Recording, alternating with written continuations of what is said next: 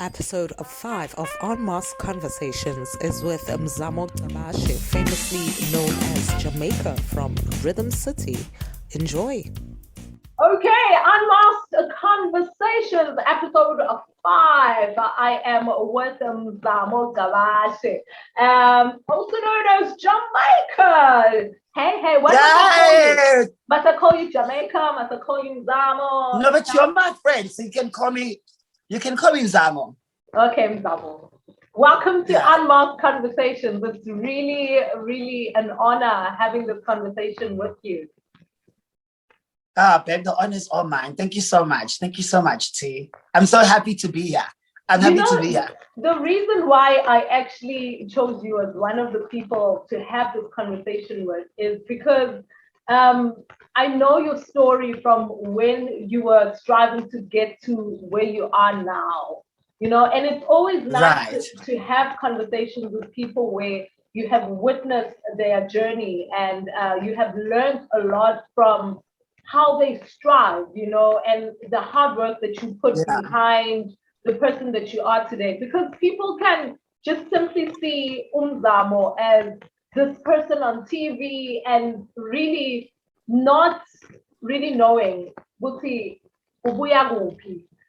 are the efforts that you've put to get there and how have you been aligned to, the person that you are today. Totally. I want us to start here. We know it's Pride Month.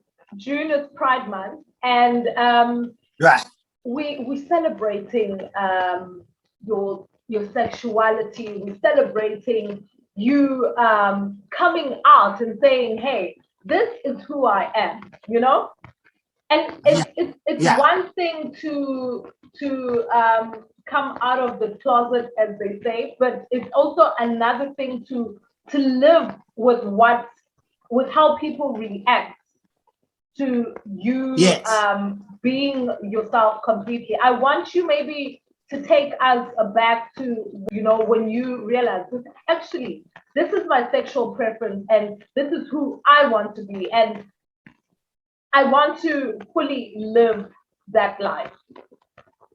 Right. So for me, the strangest thing, I always struggle. Like, for instance, I always struggle with being asked about being gay or like whatever, because for me, where I grew up, I've just always been like this. I've never had to come out. I don't even know what coming out is. I've never been in a closet. So even like things like Pride, man, it's taken me a long time to accept that, there's a month where we celebrate it. Oh, okay. Like for me, it's just like life itself is a celebration. I always celebrate my queerness. I'm dramatic. I'm over the top. You know what I mean? I've just always been stubborn. So I don't know. And the thing is, when I was younger, people would call you Fanatombazane or stubborn or whatever. And I used to look very pretty when I was a little boy. I actually look like a girl. And so most people would think I'm a girl. My mom would be like, no, I'm fine alone and whatever. But in terms of gender identities, no, I didn't have those complexes until way later on in my life. So I grew up in a neighborhood where I was very secure. Like everybody loved me because they didn't know me to be any other way. You know what I mean? And I think at the back of their mind, they knew what it meant. They knew that it meant that I'm gay or stubborn or whatever it is that they call it. But back in at that time, it wasn't as easy as it is now. I see kids right now, 6, 7 years old, people, their parents and their community embracing their gayness. Do you know what I mean? So I never want to tell a gay narrative and speak for gay people in general, because I don't have the same kind of struggle. Look, I've had struggles as a gay person. Like, for instance, not getting where I wanted to as fast enough because there weren't as many opportunities for me. Okay. I've had them. I've had those. But in terms of taking it in when people say nasty things to me or whatever, I grew up with that. Look, I'm going to tell you the truth, but when I was younger, because of religion, I knew what I was, I knew who I was, and it came naturally to me to be how I am. But because I grew up in a Christian family and whatever, my parents never spoke about it. We don't speak about things like that because I think it was uncomfortable for them, I suppose, because they're very conservative. But when I studied church, I went to a Catholic primary school. No, nobody, like the teachers loved me, the nuns loved me, whatever. But it was an internal thing for me. I was just like, oh, okay, shit, God doesn't like gays.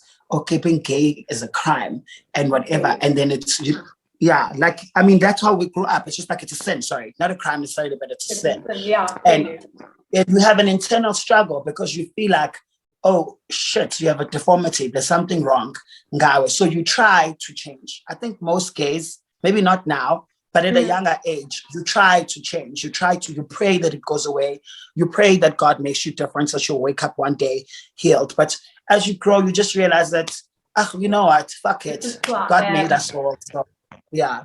So that was like my childhood experience. Okay, Mzamo, I want us to be talking about the artistic side of you. And before we go into that, I can attest, Rupi, your first love is actually music. And I'll tell you why. I say that. I remember we used to take the bus together to varsity. And I always wanted to know, because every morning there was Mzamo singing out loud, full of life, every day, until actually I got to know you and I was like, oh, he studies music. It makes sense. I want us to go back to that. When did you fall in love with music? Oh, babe, I think I was 5 years old. I didn't even know I could. Okay, at 5 years old, I went to a creche. I used to live with my uncle and aunt and my cousins in Mzamo section. And I went to a creche by there or whatever. And they always used to make me sing lead. I don't know why, but they always, at that point, I didn't understand. They always used to make me sing lead. And I used to do these things when I'm singing. Like, I used to perform. And like now I'm this small. And I'm just like, and then they say, hey, this kid, man. Then I go to school. Second year, the teacher says, I went to Sacred Heart Primary School. Yeah. The teacher says, okay, does anyone have a song that we can just like sing? And it was choir practice. Yeah. Who can actually teach, that she could teach to everybody. No, wait. So the teacher would sing it to the person would sing it to the teacher would sing it to everybody else and would learn the song. Okay. And I sang the song that I used to sing, that one of the songs I used to lead at creche. Okay. I swear to God, the teacher stopped the thingy and said, what did you just fucking do? And then pulled me aside, took me to another class, which is now grade 2, grade 3s. And then she says, listen to this little kid. And then I promise you instantaneously, the first time I sang, I was a bit shy. But when I don't know, I think I must have known that there's no way she's going to pull me aside and take me to sing for somebody else if it's not sounding good. Do you know what I mean? I think instinctively I knew, because then I started to perform and I would have solos. So it built my confidence as a singer. So which is why by the time you met me, I knew that I was talented. Yeah. I knew because it was fed to me. People used to tell me all the time. Our high school was only girls. It was only girls who went to Sacred Heart Secondary School. So the primary is for co-ed, boys and girls. Okay. Secondary is only for girls. So the girls found out that there's this boy who sings, and the girls used to ask me to come to the high school to sing for them. So it was just like, and then I knew, I'm not gonna lie to you. I knew. I'm not gonna act humble. I knew. From then on, from an early age. And how did maybe the parents take it? Because when your child goes to varsity, we expect them to say, hi, go and law, or words are like, and yeah. And you were like, okay, I want to do music. How did they take that? I actually took a 2-year gap because and after high school, so I was an A student. I'm not even trying to be pompous, but it's the truth. True. I was an A student. So because I was an A student, my parents automatically, my mom knew that I love singing. They should be invited to a lot of concerts at school, but she just never would attend. She would just be like, whatever, and also because I performed so well at school, she didn't have to worry about, it was never in her head that I'm going to want to pursue stardom. Yes. You know, so when it was time for me to apply, I applied for music school and I was taking the KZN, applied for media studies, and because I always wanted to do something creative. Yeah. I physics and accounting, yes, I was good at it, but it just brought me no joy. Like it just brought me no joy. So singing is something that I knew that brings me joy, and performance and watching, because I used to watch a lot of live performers and just be like, when I'm on stage, this is what I'm going to do. And I need the spotlight to shine on me when I sing this song. Oh, because I was so passionate. You know what I mean? I'm so passionate. So my mom says, sorry, I don't see any, Howard College has a law thingy, faculty. You didn't apply. I said no. And she says, okay, you could be going to Westfield for like science. And I'm just like, Mom, my mom is just like, I'm not going to pay for, my dad is just like, what? My parents were also students when they were younger. So they're very smart. So even being smart wasn't anything new at home. Even my siblings were smart. It wasn't just anything special. Yeah. So my mom was just like, I'm not, my dad and my mom were just like, we're not paying for this. And I'm just like, then you go to varsity. I'm not going. Okay. Literally. Okay. And then I took a year gap. I was the first one to take a gap. A gap year, because I was not going. Because they said, because your marks are so good, you can still apply. We can still try sort out a late application for you. I'm just like, I'm not going. The next year, thinking that they thought that I would just give up. I'm just like, I'm not going. The only way I'm going to varsity is if I study what I want. Oh, wow. So absolutely, I'm not going to lie. And I had that pressure. And people blame their parents for a lot of things. But I think you still are responsible for yourself. Parents play a huge role in how you grow up, especially as someone who's homosexual, a huge role. But some other things must just come from yourself. Yeah. People have made it through worse odds. Some other things I could have said, okay, Mom, it's good, it's fine, I'll go to law school, would have graduated, would have become a lawyer, and would have been miserable. Yeah, true. Do you know what I mean? And would have been miserable. So your parents, as powerful as they are at that age, in your informative years, you still, especially like when you're gonna go to varsity, I don't know, but we're not all from the same family. So it's not everybody who can say to their parents, I'm not going, and the parents just let it go. You know, I understand that. But to some degree, you then have to fight. You then have to fight. You find a way, Mzamo. I dropped out of law second year at Colin, and I went to media studies because they didn't want me to do that. I guess it's just a matter of finding a way and just understanding who you are and sticking to that. Absolutely. And also, your parents worry about you. And it's not because your parents don't want you to be great, especially Black parents. There's not that many options because they first generation middle class for the most part. So all they know is nurse, teacher, ban. Yes. They don't want anything that has a possibility of failing.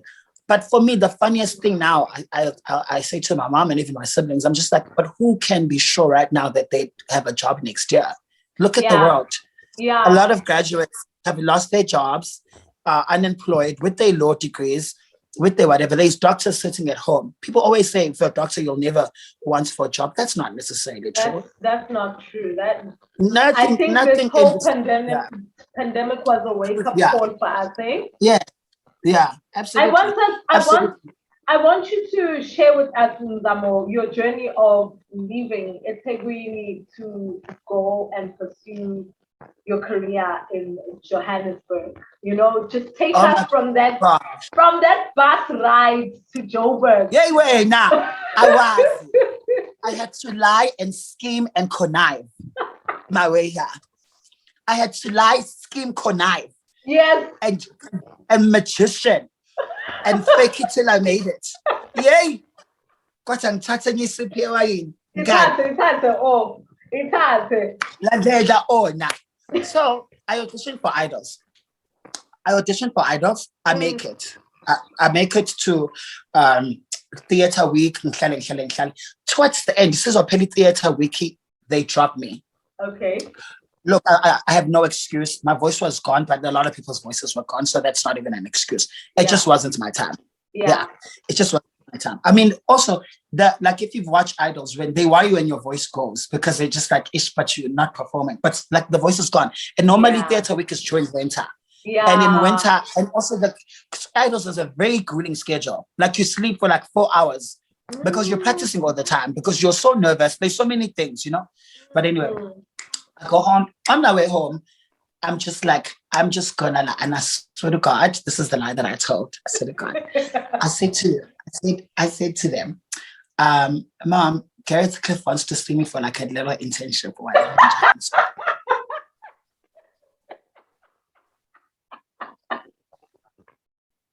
See, now that it's gone, I can. Okay. That is how ambitious I was. That is how much I wanted it. I was just like, I'm not, because if I go home now, this is the only opportunity. They're going to send me straight to varsity and I won't be able to negotiate. Yeah, true. You know, so I'm just like, I need time. I go home and Mom is just like, fine, go. And then I pack, I legit, honestly, because I'd started doing my research and I didn't realize that I was doing research. What makes a star? Why is someone a star? I know it's energy. It's how they come across. It's they have to have a likability to them. There has to be also something unique about them that is only theirs. And I'm like, okay, fine. I think I've got it. Do I have that? I think I do. I said to myself. You know what I mean? Then I'm just like, okay, fashion. Okay, shit. Took some of my mom's clothes. She borrowed them to me and whatever. And I already knew what I wanted to look like. I cut my hair. You know, The Devil Wears Prada. Have you watched The Devil Wears Prada? Oh, yes. Yeah, the bitchy character, Miranda Priestley, played by Meryl Streep. Yes. So this haircut, I've had it since then. Yes.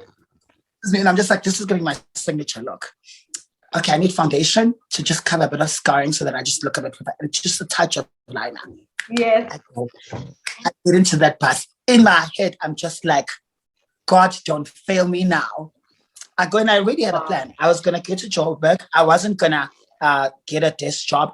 Because I was like, I don't know anybody in Joburg or opportunities in Joburg. The best way to actually market myself in Joburg is if I do retail. And I can't do any retail. I need to do retail where people are. And luckily, my friend Lungelo lived in Randburg and it's close to Rosebank. And she worked in Rosebank. So I'm like, the next day as I land, we drink wine because I bought wine. We're like, okay, mgani, ziyadumaksas. Ngavuka ekuseni ngo-7, babe. Shower, put on my costume, which is all this fashion banbani. And I swear to God, there was never a day I was without makeup. Never a day I was not turning looks because I was just like this. I have no idea who I might meet. Yeah. The first day I went for interviews. I went to turn out my CVs. Yes. Ended my CVs. They called me the same on my way to when I took a taxi back home to Lungelo's place because I knew I was never going to work in a male's boutique because males won't identify with me. So I have to work at a female shop. The owner of the shop says, okay, it was Bogart's women. They've since closed. Yes. The manager loved me. Sent me to the owner, some Muslim guy, Ethiopian, whatever. Yes. He says, how are you? Why must you work at a woman's clothing? And I'm just like, try me. Just try me for a week. Yeah. Babe, the hours were grueling. Like legit. They'd open at 8. You're supposed to be by 7:30, you're out at 9 in the evening. It was crazy. But I just babe, I stayed there 3 weeks, fine. Fast forward, went back home after 3 weeks because that was my very first job. Forget promotions because it's to promote on campus. Yeah, forget promotions, but that was my first proper job, and it was grueling. And look, I met rich ladies. Like ladies would come with their bags and just like money and spend like 4,000 rand on a dress. Yeah, on a single dress. So I was just like, okay, I'm here. I'm where I'm supposed to be. I'm where I'm supposed to be. I'm bound to meet someone who can give me some opportunity. Left after 3 weeks because it was too much for me. Only got 1 day off. Okay. Came back. I'm gonna fast forward the story. Came back. Realized now I know you need to work hard and you're not just gonna get it. So you need to put in more work. Worked at Poetry. Poetry, a random day. This white young woman, 25 years old, comes in and I liked her bag. She had a Chanel bag and I'm just like, I love your bag. She's like, you love my bag? Oh, that's nice. She walks out, she was with her mom, comes back 10 minutes later, she hands me her business card. She says, you need to call me.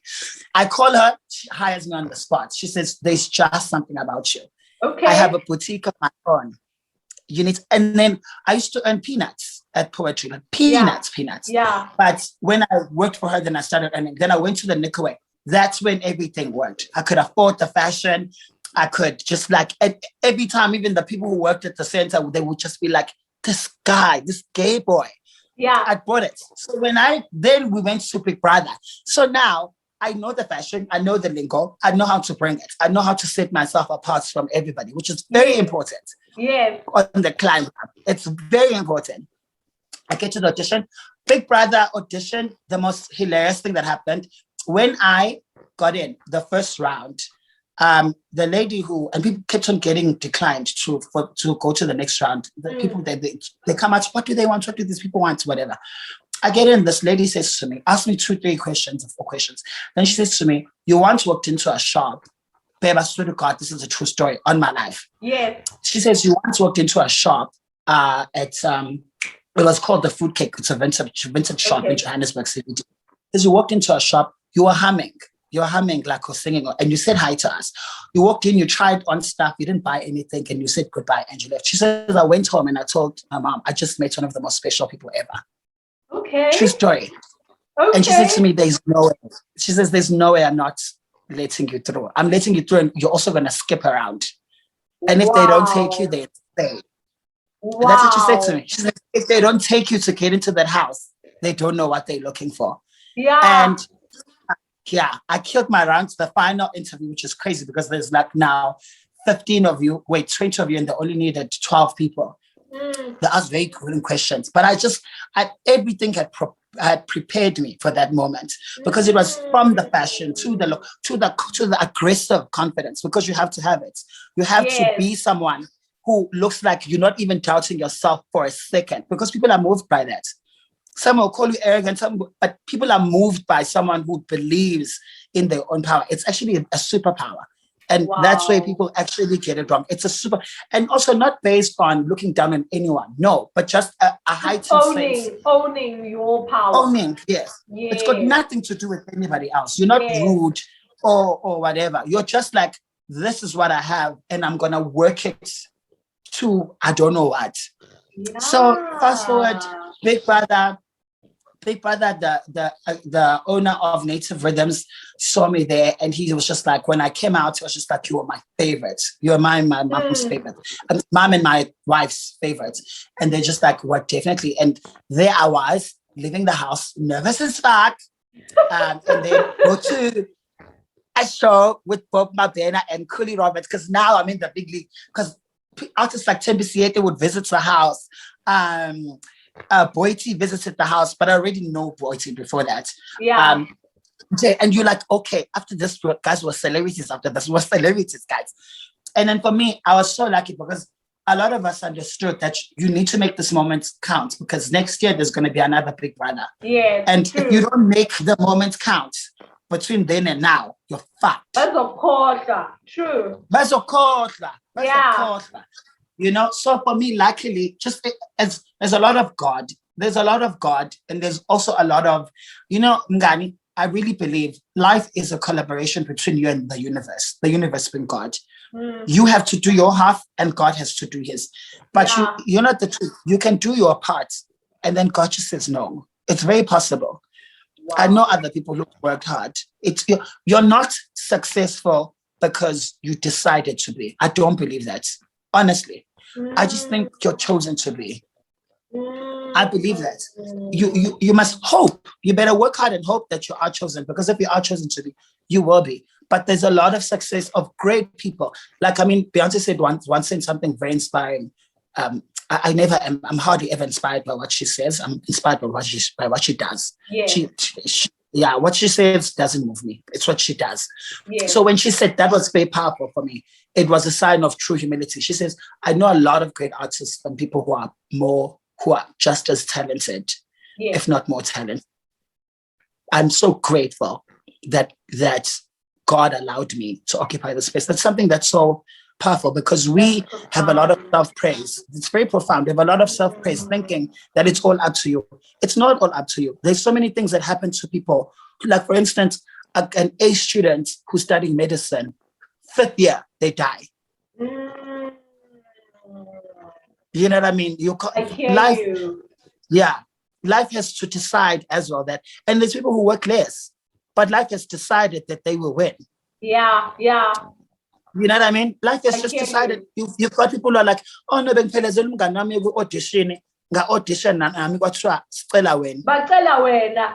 I know Bacela, very our well salary. what you're talking about.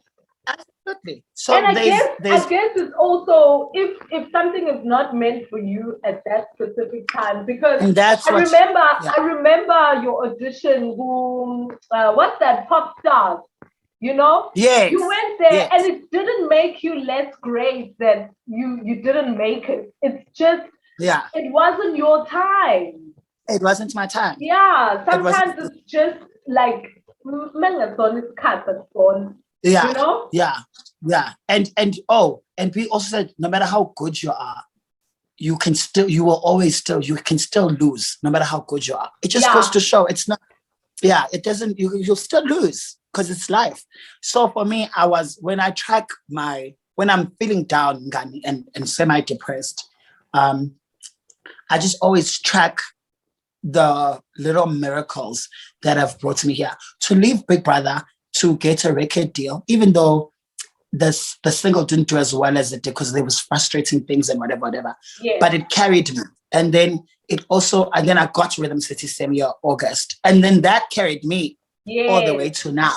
Do you know what I mean? So I have a sense of I'm where I'm supposed to be. I'm where I'm supposed to be. And I feel like your story, Mzamo, is just a story of really staying true to yourself, because you have always been who you are now. You know, whatever the space, whatever the opportunity, because even in varsity, there were opportunities where, you know, you grabbed, you were performing. You've always lived your truth. And like you're saying, I guess the universe really does conspire if you do your part. And no matter how small it may be, or it may seem, if you really go there and give it your all, it will always pay you off. You know what you just said actually really has inspired me. It just inspired me and reminded me of something. In varsity, I did it without thinking. I was more potent in varsity because I was that hungry, and there was never a moment you would find me not being Mzamo. And I remember other students would be like, how are you like this every single day? Exactly. Don't you get tired? And I just, but that's who I am. And I would not compromise. And I think when you don't compromise, you attract things that are more you and for you. Exactly. So if I went to now start auditioning for straight roles, there's no way I'm gonna kill that. Someone else is better at it. I could never act a straight guy. It's just, I'm so me and gay. I could actually be kind of gay guy, but I'm so gay naturally. I've never tried to be straight. That I wouldn't have anywhere to pull it from. I wouldn't have a reference point. Do you know what I mean? You know, but we were like, give us that straight look. But it's only this is for just spicy. For spicy, but I can't take that shit home. I wouldn't be able to maintain it. So I think it's the most. I still say, sorry to cut you. I still say people need to know more of you in music. You've given us a lot of acting, and it's understandable because you say Rhythm City grew you and sort of like lifted you to where you are now. But I still feel, Obuti, you are giving us less of who you are by going into a space that still you're flourishing in, because you are an artistic person. But we are missing out a lot on the music. I love that. I actually really love that. And you know what? I actually believe that. It's true, man. I sincerely believe it. We have a Rhythm City group. And when I sent, like, especially in like turnaround, which is so, everybody was just like, there's no way. There's no way. But you know what, Mngani? I'll tell you the truth, because I'm a very candid and open person by nature. I still write and I still whatever. I just felt like, okay, I need to find a detour to go back to what it is I'm great at. So acting is like a detour to finding my own space in the music, because not everybody can walk through the main door. Sometimes you need to find the back door to get to where it is that you go. True. I mean, yeah. True. So for me, excuse me, it was that. And especially when they had that reaction, even when we were shooting the final scenes of Rhythm City, because then they made me perform. And everybody was just like, they saw me in a different lights, but it's because they, in acting, they're in their element, what they're great at, what they've been doing forever. When I'm in music, I'm in my element. I know everything from, I swear to God, I know everything from how I want it to sound like when I don't like it, and what the idea for a costume would look like, what the video would look like, what the catchy and like references and inspirations. That's where I could live doing that my entire life. But I wouldn't even need to go out for lunch with friends. You'd come and eat lunch with me in studio or wherever it is I am. I want that now. I want that, Mzamo. Yeah, that is me. We are missing on that. I think, like you are saying, and the matter of timing, it was a detour and also a matter of timing. But also what I would like to say is don't bury that side of you, because that is truly who you are. And that's what got you where you are. So don't allow the detour to define or give you a new definition. Stay detoured. And to stay, I mustn't allow myself to stay detoured. Yes. To stay on the detour. Yes. Because a lot of people, that happens to a lot of people. They end up derailed and they're not going to where they're supposed to be going. I love that. But you know what? I feel like it's coming. I feel like my moment is coming. It is. And I think it's going to come anyway. I think there's nothing I can do at this point in time to stop it. But I think how long it lasts is then going to be up to me. Sure. I think God will give me that. God is just going to be like, you really have tried. And I'm giving you this moment. But it could either be 5 seconds or 15 minutes. It's going to be longer than that. Trust me. Yeah. They were never ready. Because I'll be in my element. Because I will be in my element. Yeah. I think that's what I needed to hear. I think more than anything else, instead of imparting knowledge to other people or whatever, I think you've given me a piece of myself back. This has given me a piece of myself back. And some of the things that I did, Mngani, were very fearless, especially in varsity. Like sometimes I wear stockings, and that was unheard of at the time, But that's who I am. Exactly. That's why I'm fearless, because fearless. You were. And I think I'm slowly getting back to that. And the funny thing is, I get the best response from society and people when I'm fearless, because I think it rings true. I think I carry it because that's actually who I am. That's who you are. Yeah, that's who you are. That's who I am. Yes, I'm a naturally born showman, and even sometimes the show is not for other people; it's for myself. I like it for myself. Ngani, it's not normal for a person to sing in the bus and give people a show. Yeah, understand? Obviously, that shows you are fearless, and it's something really, that lie that you told your parents, I mean, really, was fearless. It's a leap of faith, but it's you holding on to that. And I feel like that will always be what elevates you to the next level of glory. Thank you. So you have no idea how much that means to me. You have no idea. And actually, I'm going to take it. And I think I prayed today, Mngani. I prayed today about, God, just please get me back to my elements. I feel like a funk. I feel like a funk and the doubt and the bang. But then every now and then I'll step out and the universe will show me. Not even every now and then, let's say 3 times a week, honestly.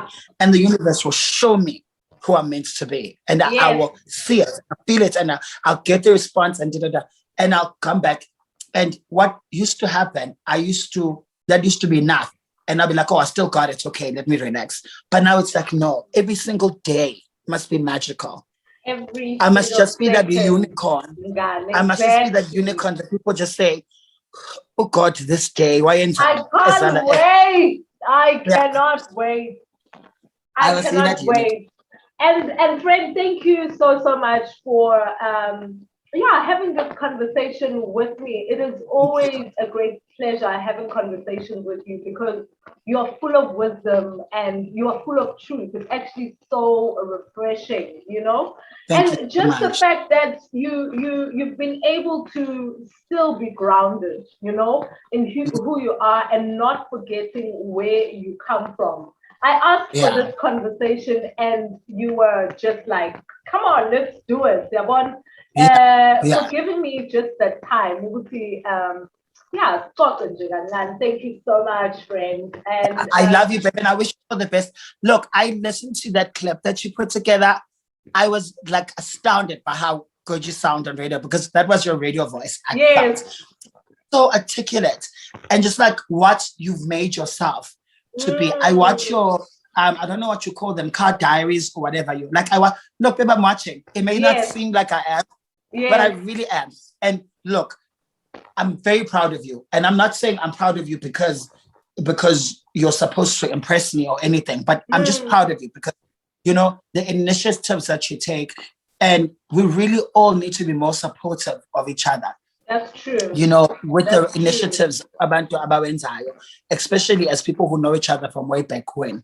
I mean, for me, when I see someone and I see something that has potential to like really be great, I'm excited because I feel that way. I feel someone should see me and be like, ah man, there's something there. What can we do? Let's do what we can do, you know? Yeah. True. But thank you so much, Nkanam. Thank you so much. Thank you. And that is it. Episode 5 of Unmasked Conversations. Mzamo Gcabashe, thank you so much. I love you. Mwah! I love you. Love you.